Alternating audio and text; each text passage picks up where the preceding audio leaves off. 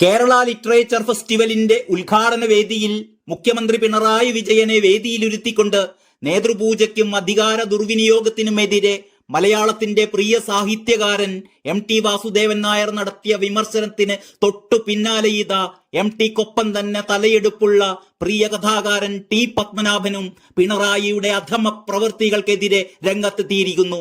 Youth Congress സംസ്ഥാന അധ്യക്ഷൻ രാഹുൽ മാങ്കൂട്ടത്തിലിനെ കൊടും ഭീകരന എന്ന പോലെ പുലർച്ചെ വീട് വളഞ്ഞ് അറസ്റ്റ് ചെയ്ത പിണറായി പോലീസിന്റെ കിരാത നടപടിക്കെതിരെ കണ്ണൂർ കലക്ടറേറ്റിലേക്ക് പ്രവർത്തകർ നടത്തിയ മാർച്ചിനിടെയുണ്ടായ സംഘർഷത്തിൽ അഴീക്കോട് ബ്ലോക്ക് സെക്രട്ടറി റിയയെ പോലീസ് നിലത്തിട്ട് മുടിയിൽ ബൂട്ടിട്ട് ചവിട്ടി കൈകൾ രണ്ടും വലിച്ചിഴയ്ക്കുന്ന അതിക്രൂരവും പൈശാചികവുമായ ദൃശ്യം കണ്ടാണ് മലയാളികളുടെ സ്വന്തം പപ്പേട്ടൻ പൊട്ടിത്തെറിച്ചത്.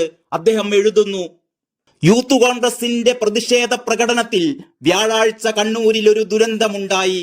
റിയ നാരായണൻ എന്ന ഒരു പ്രതിഷേധക്കാരിയെ വനിതാ പോലീസ് നിലത്ത് തള്ളിയിട്ടതിനു ശേഷം അവരുടെ തലമുടി ബൂട്ടിട്ട കാലുകൊണ്ട് ചവിട്ടിപ്പിടിച്ച് ഒന്നിലധികം പോലീസുകാർ എല്ലാ ശക്തിയും ഉപയോഗിച്ച് മുകളിലേക്കും വശങ്ങളിലേക്കും പിടിച്ചു വലിക്കുന്നു. അവരുടെ വസ്ത്രങ്ങൾ കീറുന്നു. അവർ നിലവിളിക്കുന്നു. ഈ രംഗം കണ്ടപ്പോൾ ഞാൻ ഓർത്തുപോയത് മഹാഭാരതത്തിലെ ഒരു രംഗമാണ്.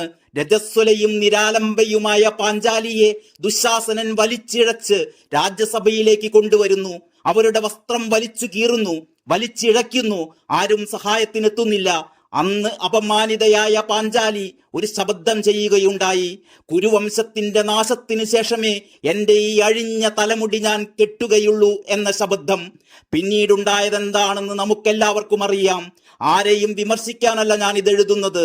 വനിതാ കമ്മീഷൻ ചെയർപേഴ്സണെയോ പോലീസിന്റെ തലപ്പത്തുള്ളവരെയോ ഒന്നും. ഒരു കാര്യം കൂടി പറഞ്ഞ് ഈ ചെറിയ കുറിപ്പ് അവസാനിപ്പിക്കാം. ചരിത്രത്തിന് ഒരു സ്വഭാവമുണ്ട്. അത് വീണ്ടും വീണ്ടും ആവർത്തിക്കപ്പെടും. അത് മറക്കാതിരുന്നാൽ നന്ന്, അത് മറക്കാതിരുന്നാൽ നല്ലത്. News desk, Kalakaumudi.